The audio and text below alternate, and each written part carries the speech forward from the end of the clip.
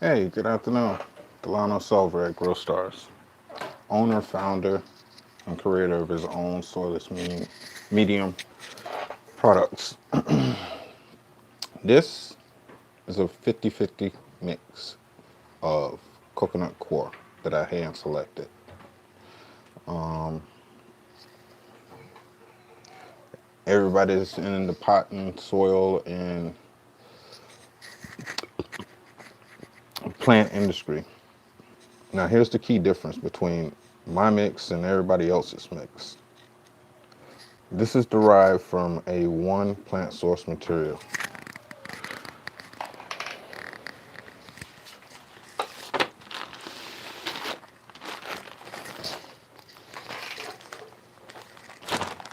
This bag is 100% of that plant source material without a mix. And I'm going to illustrate the differences to the best of my ability. This is hydrated, this is non-hydrated. Same plant source material without the coconut core mix. Only difference is this mix is mixed with rhyolite. Don't crush and don't turn to dust. It's rhyolite. Now, notable, the notable differences that you can notice off top is these large fibers. Purpose of these fibers. Let's say you're a production grower and you're paying for a liquid fertilizer or a compost tea. These fibers swell up and hold on to that nutrients versus, not saying coconut coir is a bad product. That's why most dudes was mixing coconut coir with peat moss to actually hold on to their liquid fertilizers or liquid serums for a little longer. Because let's be plain, simply clear. When you hydrate coconut coir, it's a rinse spear. So what happens is when you feed it, it rapidly deteriorates any nutrients that you have added to it very, very quickly. That's why it's awesome when it comes to hydroponics and those type of setups. Now, the guys that's outside in the field, that's growing outdoors, that's growing in pots, that's not running hydro, they was running into the problem. It's like, man, I just wasted like three, six, $700,000 in my whole operation using coconut coir because it's not holding on to the nutrients the way I need it to. So basically, they're just flushing their money down the drain. So I developed this because huge fibers, huge in comparison to the fibers in the itself. And these actually swell up. When it's hydrated, they swell up, really swell up, and they hold on to it. The way it holds on to it is almost similar to having um, micro cavern, microscopic caverns within this fiber that actually lacks onto all of that nutrients, and it stores it and releases it in the presence of nutrients or water. Yeah. So if you hydrate this and you added your nutrients to it and you hydrate this, those nutrients that's stored in this fiber slowly release versus you hydrating your core and actually flushing out your nutrients. I mean, it's a good thing to, it's a good thing to have a product that rinses clean, but it's a bad thing when you're actually trying to accomplish something and you're throwing your money away, you're throwing your capital away. And my selection for rhyolite is because it also has microscopic tiny pores throughout this whole stone. This is a natural stone. This is a natural stone. This ain't no grow stone. Don't get it twisted. It's not a grow stone. It's referred to, this is rhyolite, it's referred to by different names under the cavern of pumice, but this is rhyolite. It's also referred to as a different name, falspar.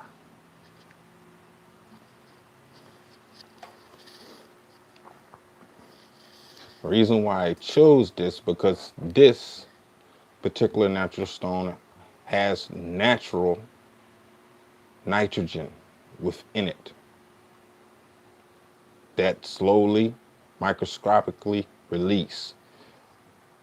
You can rub on it and you get like this dusty film that comes off on your finger. When you hydrate this, that nitrogen that's contained within it slowly comes out, and it has a natural bacteria that's throughout this stone that actually chews up this stone, breaks it down, and feeds it to your plant throughout your growth cycle. That's why I chose it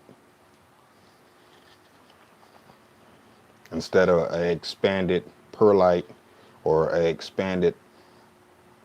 I'm focusing mainly on natural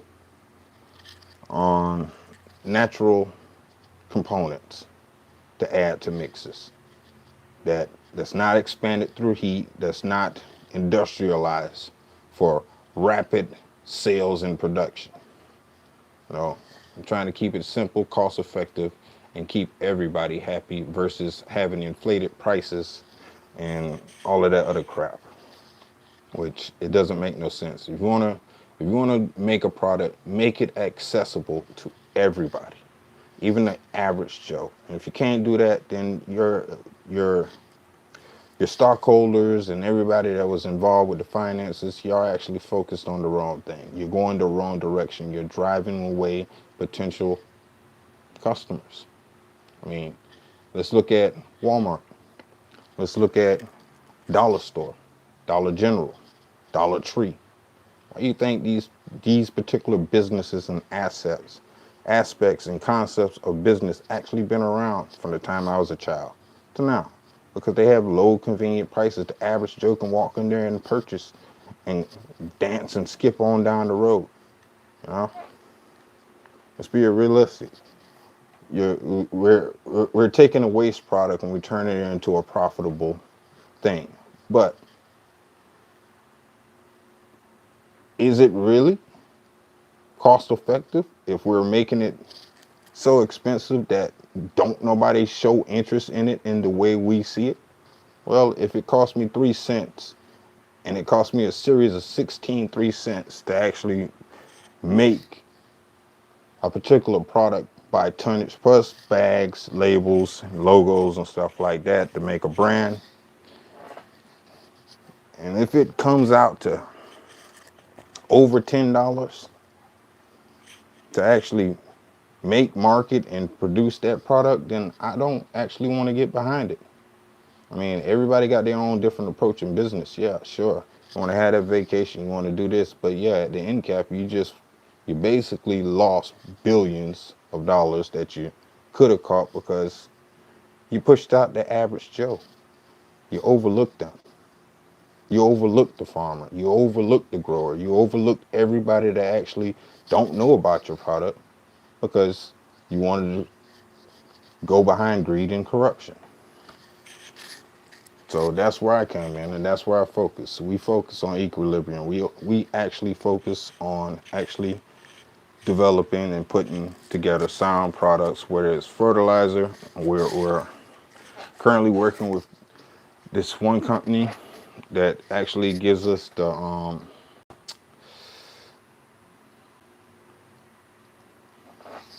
switching the camera. That actually gives us the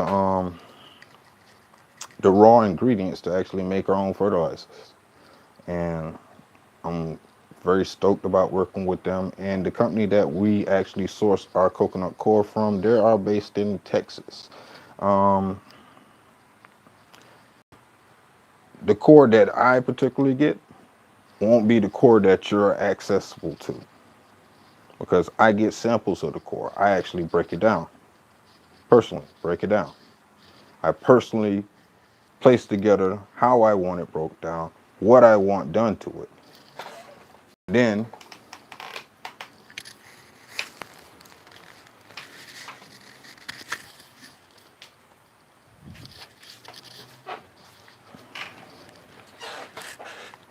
Gerber food container. Yeah, that's a sample.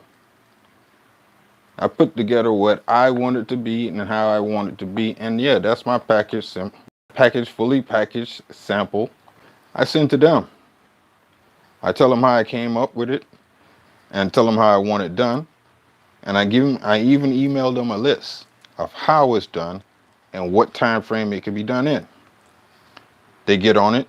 They do, they get on it, build it how I suggested it's built completely. And if it's not built completely, I will know because I also send these same containers off to the lab and have tested to see if it matched what I sent them to have built before it hits a package.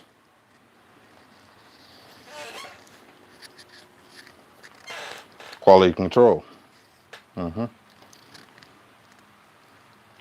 So that's it. Thank you for watching. Subscribe, like, leave a comment. DeLon Silver, owner, founder of Growstars.